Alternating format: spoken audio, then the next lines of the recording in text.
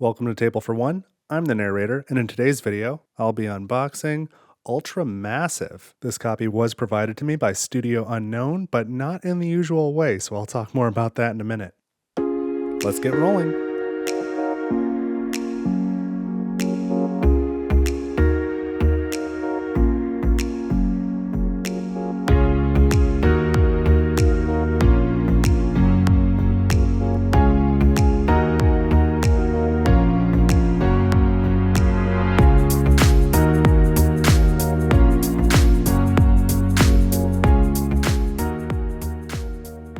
All right, so I'm excited to open up my copy of Ultramassive. So as I said, this was provided to me by Studio Unknown. So this is just going through Kickstarter fulfillment. I got one of the extra copies, I suppose. I'm going to start getting the plastic wrap off here, just so I can get the reflection of my camera and lights off of this box. But this is, as I teased in the intro, not provided to me in the usual way. I talked about this a little bit in my July channel update on this channel, but one of the viewers, Kumagoro42, frequent viewer of the channel, had backed this game and was really interested in it, but wanted to see it on this channel, wanted to see it on Table for One. And so they took the initiative to reach out to Studio Unknown, and you could just do that on any crowdfunding, in the comment section. You can just leave the note, whether it's Kickstarter or GameFound or somewhere else, but just said like, hey, I would like to see this on Table for One. And sure enough, they reached out for me and they just said, hey, do you want an extra copy of this game to put on your channel? So that's how I ended up here. So thank you, Kumagoro, for that. And to others, let that be a lesson. That's a good method if you'd like to get some on the channel.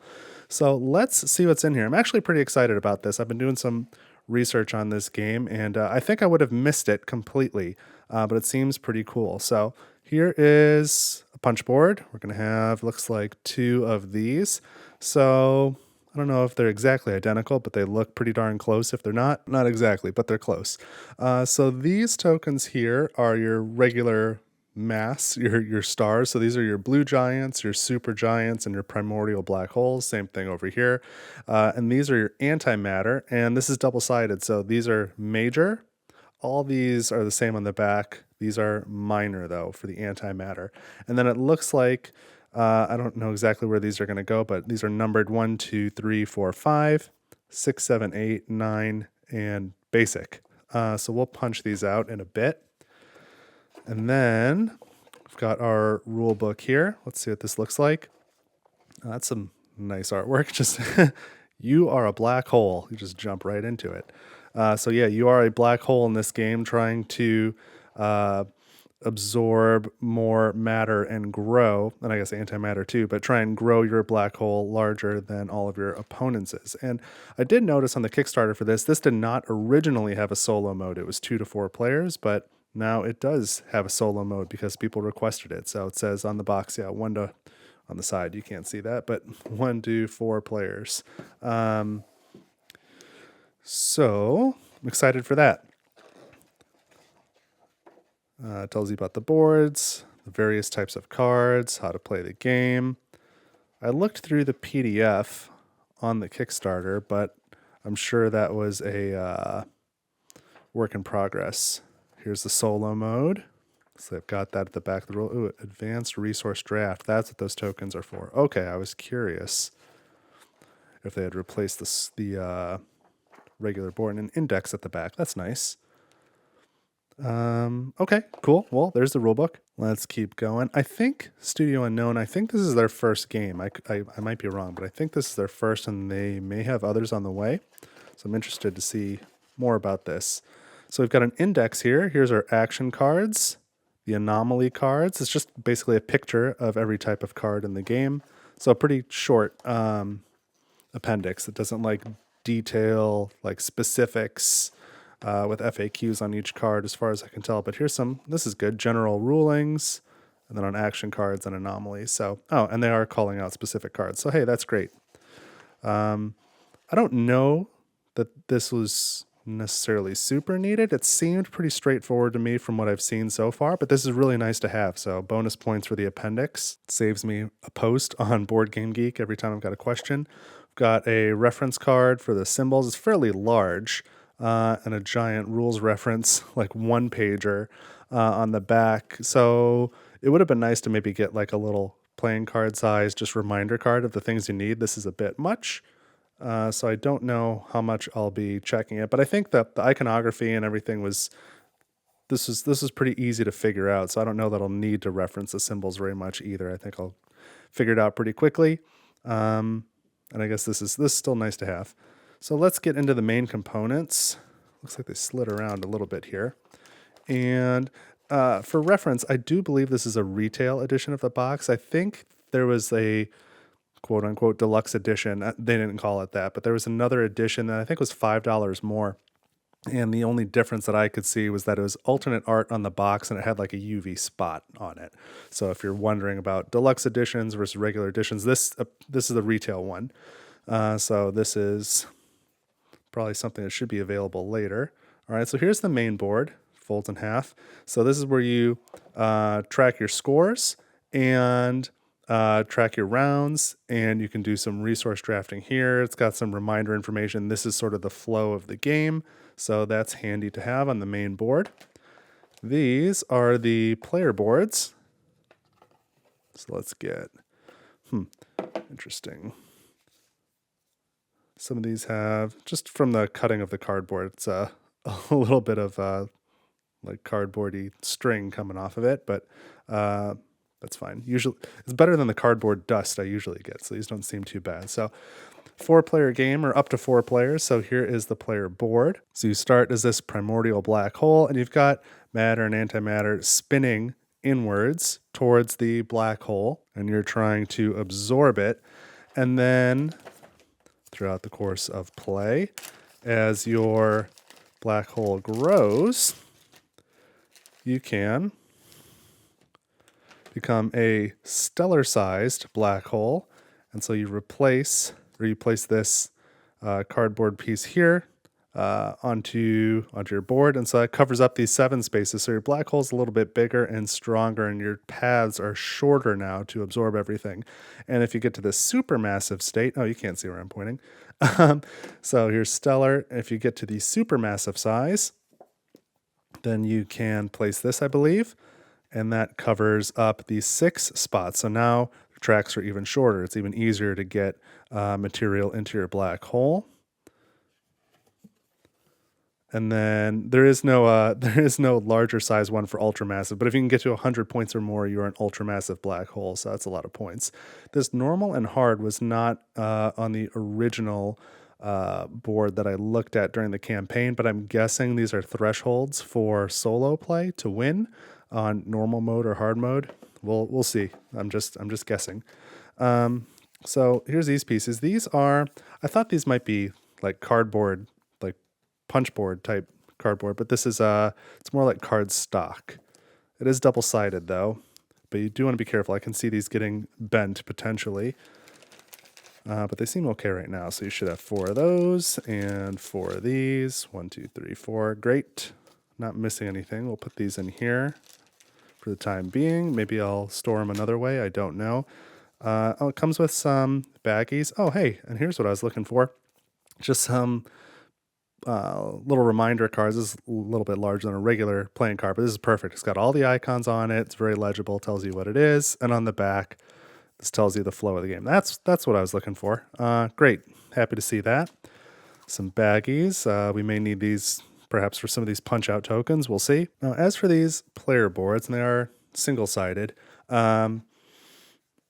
I think this one is totally fine, but I would, I think, expect from a lot of other games from other publishers to maybe have some sort of asymmetrical boards on the back, but I think we've maybe taken the asymmetrical boards too far. So I am perfectly fine having just the 4 symmetrical boards that are obviously symmetrical all the same. I think that's an okay decision. But something about the print of this does look a little off. It looks kind of grainy. I can kind of see pixelation almost in a lot of the art. So I don't know if that's typical of the rest of everybody else's printings, but I mean, these do appear to be the same. So it's almost like they took the image and like stretched it too large or something. The numbers are plenty crisp though, so that's totally functional. It'll work.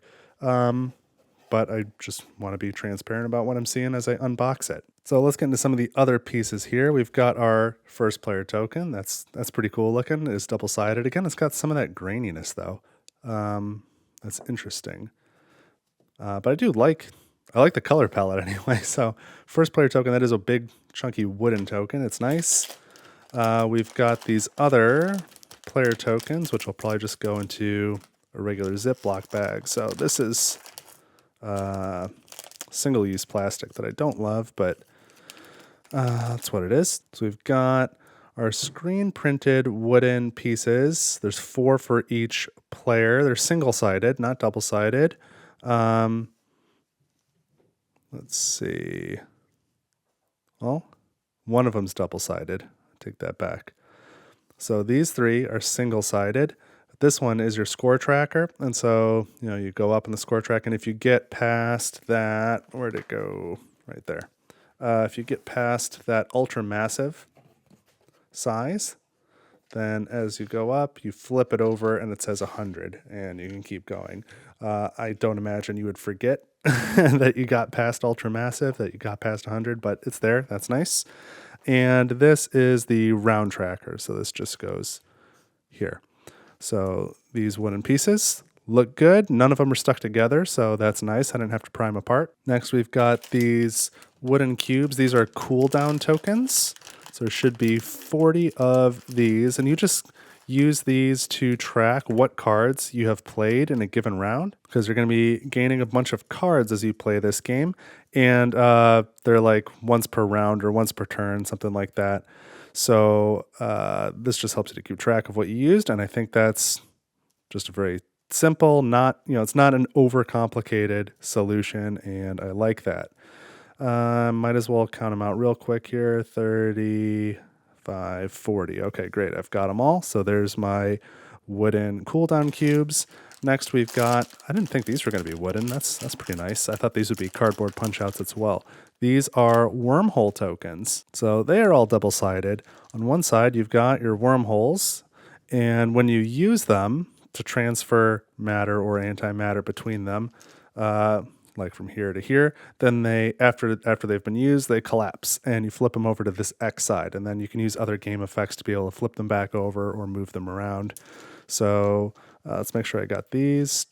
2, 4, 6, 8, 10, 12, 14, 16. That seems right, 4 per player. I do really like that swirly design. Looks pretty nice, although it still seems a little grainy. And I wonder if that's, because it's so consistent, I wonder if that's just an artistic choice with the game. I was wondering if it might be some sort of misprint, but no, I don't think so. So this is a pretty good insert. Because it's got these nice thumb holes to get the cards out, so that's appreciated. We've got a deck here, and then 2 smaller decks here. So let's see what we've got. I think we'll start here. Man, a lot of single-use plastic though. These could have been paper banded. Let's get this one open. This is our first deck, and these appear to be anomaly cards. We're not starting at the beginning. I see 2B, 2A, and 1. Oh, okay, so we're going backwards. And then we've got our matter cards. 4, 3, 2B, 2A, 1. And then our core ones. Omega, epsilon, delta, gamma, beta, alpha. Okay, I'll explain some of this stuff in a moment. Let's get another deck open. Are these slightly different size? Yes, that's also interesting. So these cards, that deck we just looked at, these are anomaly cards. These cards here are action cards, and they are slightly smaller. Looks like just width. They have the same height, but a slightly less width. Interesting choice, but okay. So we've got some siphons. I guess I'm not going to count them all. Siphon cards, orbit cards, and matter cards. I'll assume they're all there. I'll count them up later. And if I'm missing anything, I'll just make a note on the screen. But I doubt I'm missing anything. It's rarely an issue. So these are the rest of, what are these? Yeah, these are this deck, anomaly cards. So we've got our siphons starting at 4. So we have 4, 3, 2B, 2A, 1, and then orbit 4 and 3. So we'll just take the siphons and I'll just show you real quick. Or even better than laying out the cards, I'll just show you in the rule book. There's a picture for each of those categories. For siphon, for orbit, and for matter, there's basically a tech tree here. So there's a 1 card. So you start with that. And then from there, you take either 2A or 2B, but you cannot have both. And then from there you can get the 3 card and then the 4 card. And so they get progressively more powerful with those types of abilities. So you kind of work your way up. There's 3 tech trees, and you can gain cards of that matter. And then you've got your basic action cards here, which are the ones that are a little bit less width.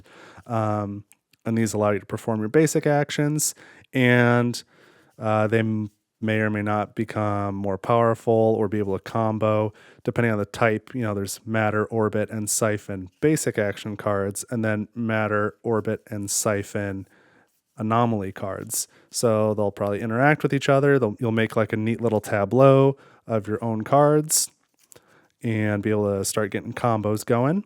So that's cool. Here, I can get this off the table now. And this last little deck here, I believe, is the solo deck. Let me get some scissors for this one. Yeah, so there's going to be 2 types of solo cards in here.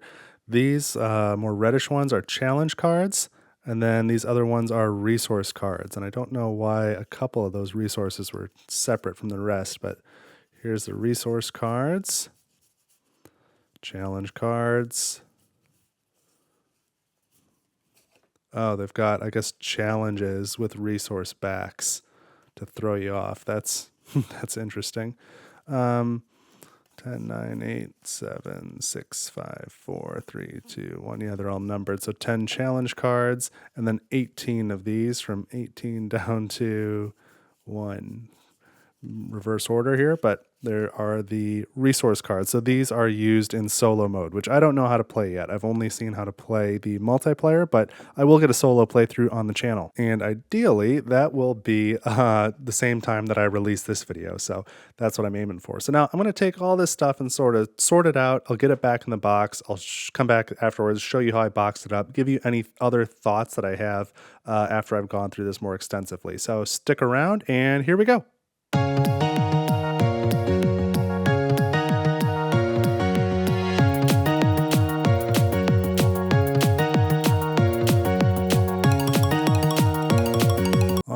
So let me show you what's going on in here. This was not my favorite packing method, but I kind of went back and forth on whether or not I wanted to toss this insert. I think I'm going to keep it for now because it's got these card holders. It does a good job holding onto the cards. And if I got rid of the insert, then all the cards are going to be sliding around all over the place. But it was never really clear to me where all of these various tokens should go. I guess in this big spot down here. But I didn't store it the way they wanted me to. I stored it the way I wanted to, and so that caused a problem. So not totally on the publishers here, but I like to be able to give each player, like, here's your player stuff. So rather than have to open up a bunch of wormholes and a bunch of player colored tokens and pass out a bunch of cards, I set this up so I can tell everybody, what color do you want to be? Blue, orange, pink, or teal, and then give them their starting stuff. So each one of these little baggies, I put the 4 player colored tokens in, 4 wormholes, and then 1 of each of the core anomalies. I would have liked to put these reminder cards in there too, but they're slightly bigger than this would be able to seal, so I just threw them on the bottom here. Over here on the right, I've got the anomaly cards for orbit and for matter. Didn't really matter which ones, but those 2 sets are there. It was a little bit too tall if I also put the siphon cards there, so I separated those. There is enough space over here on top of siphon that all these core anomalies would fit there too, but it's like each player starts with 1 of each, and there's 6 of them, so I'd rather not have to go through those and deal them out. I just have a bag for each is, I guess, the way I prefer to do it. And then the action cards fit here really nice. So there's, I want to say 55 of these, I forget now, but it's not equal. There's, I think 20 siphon, 12 orbit, and 18 matter. So that would give me what, 20, 30, 40, 50. So I think that's the way that those work. But these cards fit really nice in this middle well here. These are the correct width for these cards. It is really easy to get the cards in and out, so these finger wells did a great job. And then it wasn't clear to me where to put the solo cards because the 3 spaces that were left were all a little bit wider, and these are like the same size as these action cards. So do they fit here? No, they're a little bit too long to fit in that space. So they're going to kind of slide around a little wherever they go. I put them down there because I didn't know what else to do. So then I took the player colored components, and I was able to stack 3 sets there, and I just put the 4th one over here by the solo components. And these cubes, you can kind of add them afterwards, but they can fit down here. Oh, and with the cubes, so the rule book said to give each player 10 of these cubes, but flipping through the book, it seemed to me that they're not meant to be piece limited.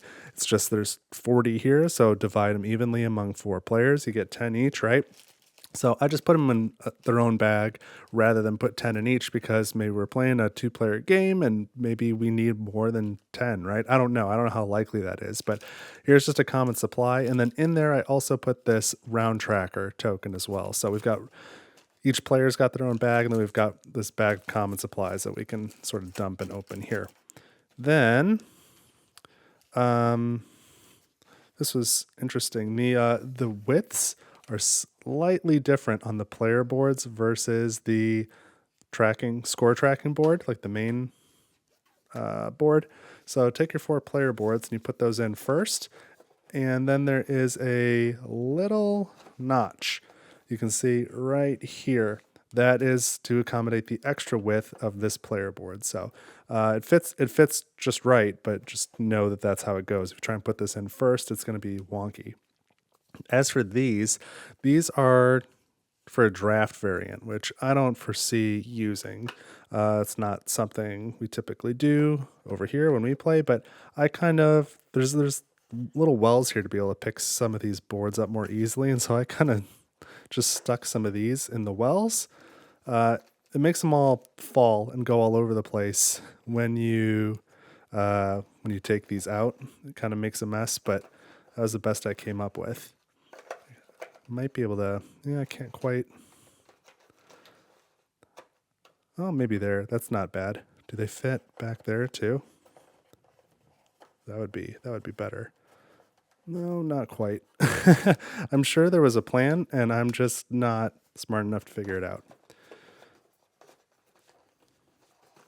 So anyway, put some of those there. I guess I can fit them all there. At least they're in one spot. Then this is where I'm putting these, because these are, I don't want them to get damaged. They feel a little flimsy, and I just don't want them to get bent because they do look nice. So I'm going to put them right here, or I suppose I can even let sit right. I think that'll be okay. I'll go back to what I had originally. A little nervous. I don't want to damage them, but that goes there. I'll put these here. And then on top of that, we've got here's our rules reference, our appendix. Rules reference is like a little thicker. This is more flimsier paper, so I'll put this down on the bottom so that when I grab it, it's solid. Put the rule book on top, and then these are all the punch-out tokens. So it's all of the matter and antimatter, and I took the first player, the big wooden marker, and just threw it in there too. That seemed fine. And this is just going to sit on top, and then when I put in the lid, there's no lid lift, so that's good. And I know that everything that needs to be bagged is bagged, and all the cards are secure, so nothing's going to move around in here. So that's how I am reboxing my copy of Ultramassive. So minor nitpicks about the printing and the organization and the organizer. Minor nitpicks of those things aside, I do think this is going to be a fun game to play. I'm actually pretty excited to learn it. I don't know what was holding me back from ordering it initially. I thought maybe that there were more cards and like more tableau building than is in the game, and it seemed a bit much to me. But now that I've learned a bit more about it, it kind of seems neat. So I am going to definitely get a solo playthrough on this channel. Ideally, I will release that video the same time I release this unboxing, so hopefully that is available for you to watch now. But if not, it is coming soon. And if you don't want to miss it, be sure to subscribe to the channel. And if that's something you're interested in, also consider leaving a like here and sharing this video with somebody else who might enjoy it. Again, this copy of Ultramassive was provided to me by Studio Unknown, but only at the request of a viewer of this channel. So if you've got crowdfunding campaigns that you would like to see on this channel, and I have not mentioned them before, maybe reach out to the publisher on just in the comment section there on the crowdfunding page. Be like, hey, can you send a copy to Table for One? Because apparently that works. And as a reminder, I always reserve the right to not accept these things. I don't take any cash payments, and I only accept a game if I think I'm going to actually enjoy it, and I'm not putting it on the channel if I don't think that it's something I might like. So I've turned down publishers in the past, and I'm sure I will do so again in the future, but never hurts to ask. So that ramble aside, thank you for watching Table for One. I hope you like this unboxing of Ultramassive. If you've got questions or comments, let me know down below. I'd be happy to talk to you in the comments. Let's get a discussion going. Other than that, I hope you have a great week. Thanks for watching, and I will see you in the next video. Take it easy.